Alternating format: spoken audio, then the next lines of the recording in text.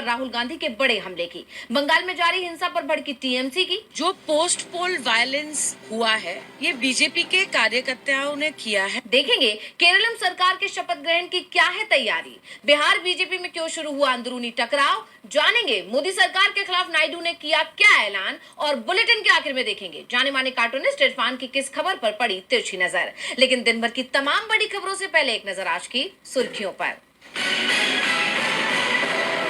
केंद्रीय मंत्री बंडी संजय के बेटे बंडी भागीरथ को पॉस्को मामले में 14 दिन की न्यायिक हिरासत, भेजे गए चल्लापल्ली जेल।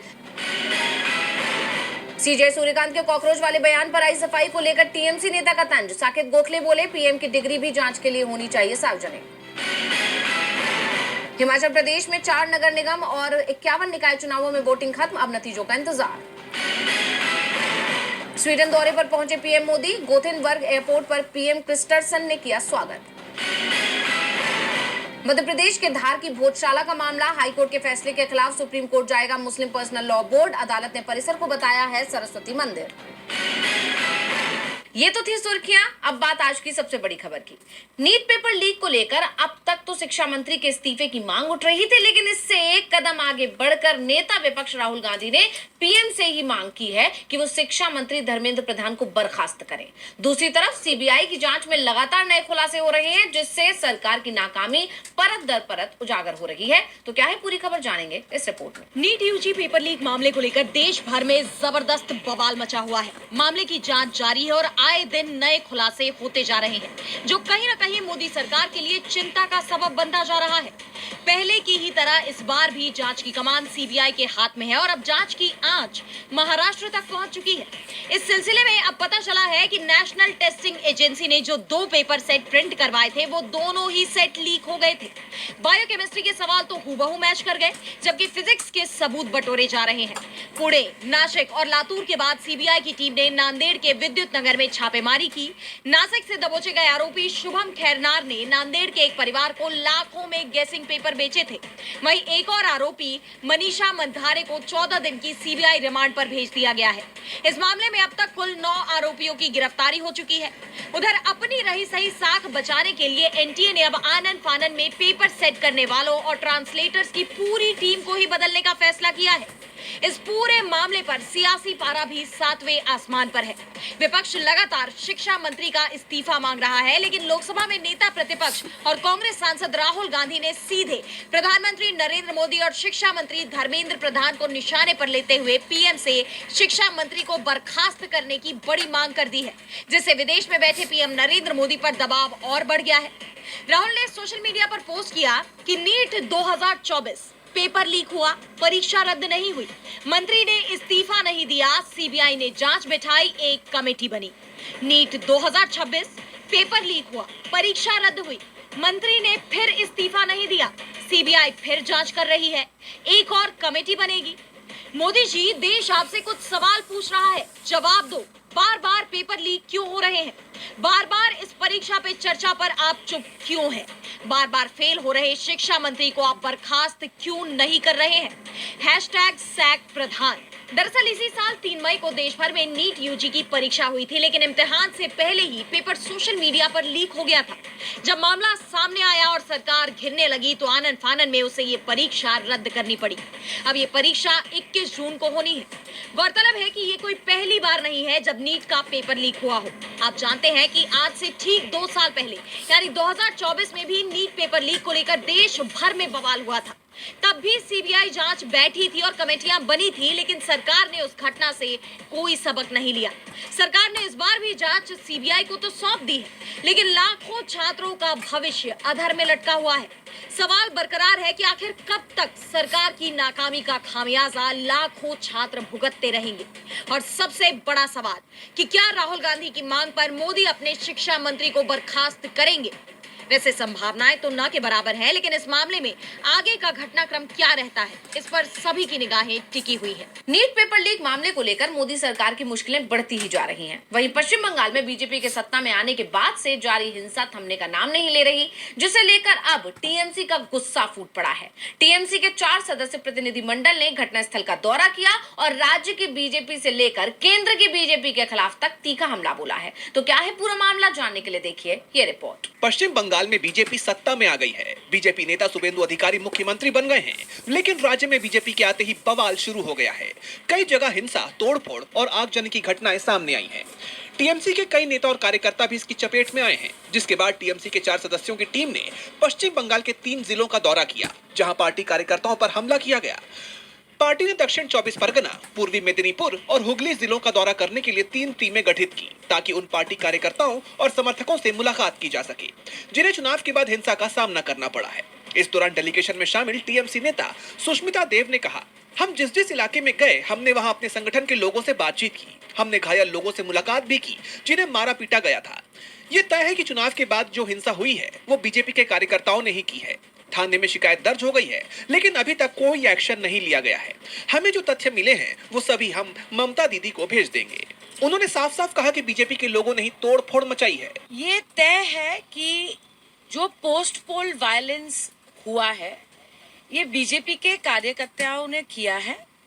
और जो सबसे दुखद बात है, बंगाल की जनता को बोला गया था कि सेंट्रल फोर्सेस को लाया जा रहा है लोगों की सुरक्षा के लिए। जैसा कि आप जानते हैं कि बंगाल में बीजेपी के आते ही हिंसा शुरू हो गई है और अब इस पर बीजेपी विपक्ष के निशाने पर आ गई है।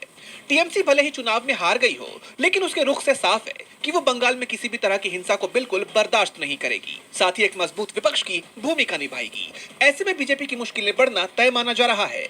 बंगाल में टीएमसी ने बीजेपी के खिलाफ मोर्चा खोला हुआ है, वहीं केरलम में यूडीएफ सरकार के शपथ ग्रहण की तैयारियां पूरी हो गई हैं। मनोनीत मुख्यमंत्री बीडी सतीशन और केपीसीसी अध्यक्ष सनी जोसेफ के बीच हाई प्रोफाइल बैठक हुई, जिसके बाद कैबिनेट मंत्रियों के नामों की सूची को अंतिम रूप दे दिया गया। तो सतीशन मंत्रिमंडल में कौन कौन चेहरे होंगे शामिल, जानने के लिए देखिए रिपोर्ट। 2026 केरलम विधानसभा चुनाव में यूनाइटेड डेमोक्रेटिक फ्रंट की ऐतिहासिक जीत के बाद राज्य में नई सरकार के गठन की तैयारी शुरू हो गई है।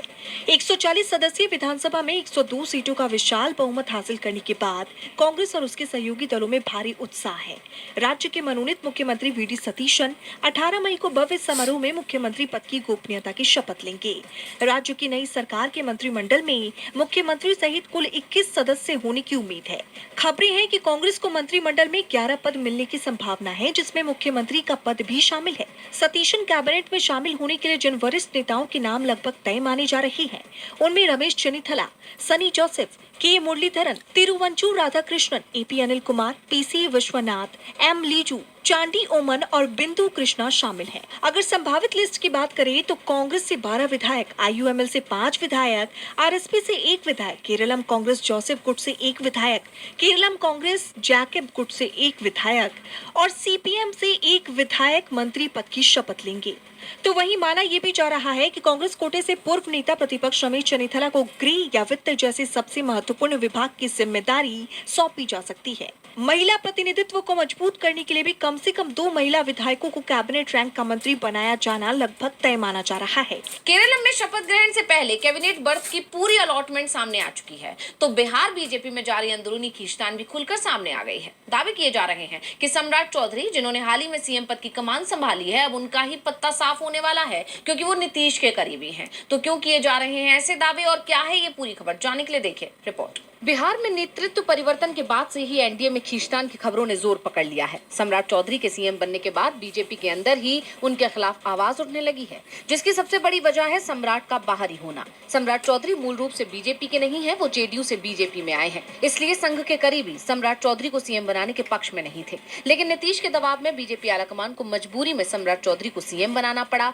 तभी से पार्टी के अंदर एक धड़ा उन्हें नापसंद कर रहा है और इस बीच ललन सिंह के एक बयान ने बीजेपी के अंदर हलचल को बढ़ा दिया है। लखीसराय में एक सार्वजनिक मंच से लोगों को संबोधित करते हुए ललन सिंह ने कहा कि नीतीश कुमार ने खुद सम्राट चौधरी को अपना उत्तराधिकारी चुना है। सम्राट चौधरी ने भी संकल्प लिया है कि वो आगे नीतीश कुमार के बनाए रास्ते पर ही चलेंगे और विकसित बिहार बनाएंगे। अब केंद्रीय मंत्री और जेडीयू नेता ललन सिंह के इस बयान ने बिहार एनडीए की राजनीति में नई बहस छेड़ दी है, क्योंकि बीजेपी का एक बड़ा वर्ग हमेशा ये चाहता है कि पार्टी का नेतृत्व अपने दम पर मजबूत दिखे, न कि किसी सहयोगी दल की पसंद के तौर पर। और ललन सिंह के इस बयान के बाद हो सकता है कि सम्राट चौधरी के कद को घटाने की कोशिश शुरू हो जाए, यानी नीतीश के करीबी होने का खामियाजा उन्हें आने वाले दिनों में भुगतना होगा। अब जानकार कह रहे हैं कि ललन सिंह का ये बयान सोचा समझा संदेश है। बिहार में बीजेपी की नेतृत्व वाली सरकार बनते ही पार्टी में अंदरूनी टकराव दिखाई दे रहा है। वहीं केंद्र सरकार में बीजेपी के सहयोगी भी छिटकते दिखाई दे रहे हैं। दक्षिण भारत के राज्य परिसीमन के खिलाफ अपनी रणनीति बनाने में जुट गए हैं और इसी कड़ी में आंध्र प्रदेश के मुख्यमंत्री चंद्रबाबू नायडू ने एक ऐसा फैसला लिया है जिससे केंद्र की मोदी सरकार पर दबाव बढ़ सकता है। देखिए रिपोर्ट। आंध्र प्रदेश के मुख्यमंत्री चंद्रबाबू नायडू ने राज्य में घटती जनसंख्या पर चिंता जताते हुए एक बड़ा फैसला लिया है। श्रीकाकुलम जिले के नरसनपेटा में कार्यक्रम में संबोधन के दौरान मुख्यमंत्री नायडू ने तीसरे बच्चे के जन्म पर 30,000 रुपए और चौथे बच्चे के जन्म पर 40,000 रुपए देने की घोषणा की है। उन्होंने कहा कि मैंने एक नया फैसला लिया है। तीसरे बच्चे के जन्म के तुरंत बाद 30,000 रुपए और चौथे बच्चे के लिए 40,000 रुपए दिए जाएंगे। सरकार ने इस योजना को मंजूरी दे दी है और अगले महीने में इसकी पूरी जानकारी जारी की जाएगी। चंद्रबाबू नायडू ने फैसला उस वक्त लिया है जब देश में परिसीमन करने की चर्चा जोरों पर है। दरअसल बजट सत्र के आखिरी दिनों में संसद में केंद्र सरकार ने परिसीमन का प्रस्ताव पेश किया था, लेकिन बहुमत नहीं होने के चलते प्रस्ताव गिर गया था। माना जा रहा है कि परिसीमन के तहत संसद में नॉर्थ इंडिया के राज्यों की सीटें बढ़ जाएंगी क्योंकि यहाँ जनसंख्या ज्यादा है और इसका सीधा असर दक्षिण के राज्यों पर पड़ेगा। क्योंकि उत्तर भारत में ज्यादातर राज्यों में बीजेपी सत्ता में है, ऐसे में संसद में भी बीजेपी का प्रभुत्व बढ़ जाएगा। वहीं राजनीतिक जानकारों का मानना है कि मोदी सरकार की इसी राजनीति से बचने के लिए सीएम नायडू ने फैसला लिया है। सीएम नायडू के फैसले को लेकर ये भी माना जा रहा है कि परिसीमन को लेकर उन्होंने पीएम मोदी पर दबाव बनाने के लिए कदम उठाया है। ऐसे में राज्य सरकार और केंद्र सरकार के बीच भी टकराव बढ़ सकता है। नायडू ने परिसीमन के मुद्दे पर अपना रुख साफ कर दिया है। उन्होंने अपने ऐलान से मोदी सरकार की चिंता बढ़ा दी है और इस बीच जमीयत उलेमा हिंद के अध्यक्ष मौलाना अरशद मदनी ने भी सरकार पर तीखा हमला बोला। उन्होंने कहा कि देश में अब खौफ की सियासत हो रही है और मुसलमानों को डराया जा रहा है। मदनी ने वंदे मातरम की अनिवार्यता, यूसीसी और मदरसों पर कार्रवाई का कड़ा विरोध करते हुए चेतावनी दी कि खौफ से किसी को झुकाया नहीं जा सकता। देखेंगे रिपोर्ट। जमीयत उलेमा हिंद की कार्य समिति के 2 दिवसीय अधिवेशन में अध्यक्ष मौलाना अरशद मदनी ने मौजूदा सियासी हालात पर गहरी चिंता जाहिर की है। उन्होंने कहा कि मुल्क में अब नफरत की जगह डराने धमकाने की सियासत ने ले ली है और मुसलमानों को ये एहसास कराया जा रहा है कि उन्हें अब शर्तों के साथ जीना होगा। मौलाना अरशद मदनी ने कई अहम मुद्दों पर बेबाकी से अपनी राय रखी। आइए एक एक कर समझते हैं कि उन्होंने किन किन मुद्दों पर क्या कहा। मदनी ने इल्जाम लगाया, पहले की सरकारें मुसलमानों को सिर्फ राजनीतिक और आर्थिक रूप से पीछे धकेलना चाहती थी, लेकिन मौजूदा हुकूमत सीधे इस्लाम को नुकसान पहुंचाना चाहती है। मुसलमानों को उनके हक किसी सरकार ने नहीं बल्कि संविधान ने दिए हैं। मुसलमान प्यार और मोहब्बत से झुक सकता है, लेकिन ताकत और खौफ के बल पर उसे कभी झुकाया नहीं जा सकता। वहीं हालिया विधानसभा चुनावों का जिक्र करते हुए मदनी ने कहा कि यहाँ चुनाव आचार संहिता का खुलेआम उल्लंघन हुआ और मुसलमानों को धमकियां दी गई। उन्होंने नेताओं के उस रवैये को जमहूरियत का अपमान बताया जिसमें कहा जाता है कि मुसलमानों ने वोट नहीं दिया, इसलिए हम उनका काम नहीं करेंगे। इसके साथ ही वंदे मातरम को राष्ट्रगान यानी जनगण मन के बराबर दर्जा देने और शैक्षणिक संस्थानों में इसे लाजमी बनाने के फैसले पर जमीयत ने कड़ा विरोध जताया है। मदनी ने इसे धार्मिक आजादी के खिलाफ बताया और चेतावनी दी कि हुकूमत ने फैसला नहीं बदला तो जमीयत अदालत तक जाएगी। इसके अलावा समान नागरिक संहिता यानी यूसीसी के खिलाफ भी कानूनी लड़ाई जारी रहेगी। मतदाता सूची सुधार यानी एसआईआर प्रक्रिया को मदनी ने एनआरसी की तरह खतरनाक बताया। बंगाल का हवाला देते हुए उन्होंने अवाम से अपील की है कि वो अपने सभी जरूरी कागजात संभाल कर रखें और फॉर्म सावधानी से भरें, क्योंकि इसके जरिए एक वर्ग को निशाना बनाया जा सकता है। मदनी यही नहीं रुके। मदरसों और मस्जिदों पर हो रही कार्रवाई पर मदनी ने कहा, इस्लाम को मिटाने वाले खुद मिट गए। सोवियत रूस टूट गया, लेकिन वहाँ इस्लाम कायम रहा। मदरसों के मसाइल को सुलझाने के लिए जमीयत जल्द ही अपना एक केंद्रीय और प्रांतीय मदरसा बोर्ड बनाएगी। आखिर में मदनी ने मुल्क की आवाम से अपील की कि वो इस उग्रवाद और नफरत की सियासत के खिलाफ एकजुट हो ताकि देश में भाईचारा और अमन चैन कायम रह सके। अब उनकी इस अपील का क्या नतीजा निकलता है, ये देखना होगा। मोदी सरकार के खिलाफ मदनी बड़ा मोर्चा खोलने की तैयारी में है तो पश्चिम एशिया में भी जंग की आशंका बढ़ गई है।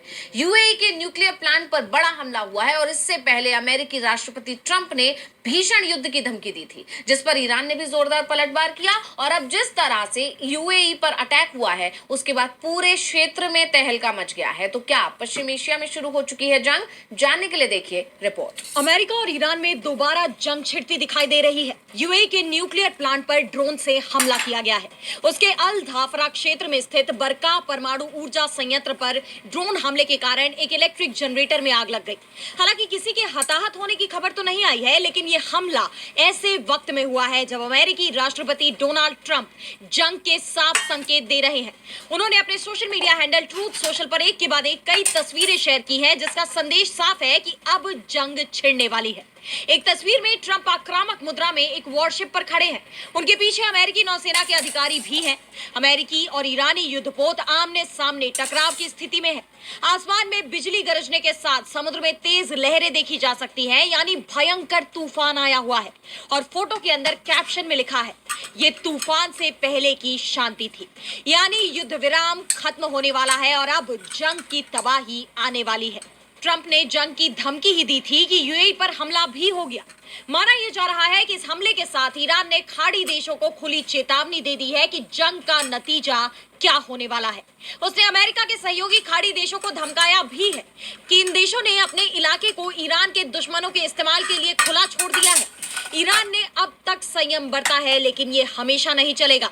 उधर ईरानी संसद के स्पीकर मोहम्मद बागेर गालिबफ ने वर्ल्ड ऑर्डर के बदलने की ही बात कर दी।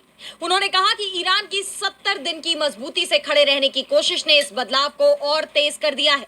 अब भविष्य ग्लोबल साउथ का है। इस बीच खबर ये आ रही है कि इजरायली पीएम नेतन्याहू की ट्रंप से बात होने वाली है। नेतन्याहू ने ट्रंप से उनकी चीन यात्रा और ईरान पर भी चर्चा करने की बात कही है। कहा यह जा रहा है कि इस दौरान ईरान पर हमले का फैसला किया जा सकता है, जिसके संकेत ट्रंप दे रहे हैं, यानी पश्चिम एशिया में हालात बिगड़ने वाले हैं। और बुलेटिन के आखिर में देखेंगे जाने माने कार्टूनिस्ट इरफान की किस खबर पर पड़ी तिरछी नजर।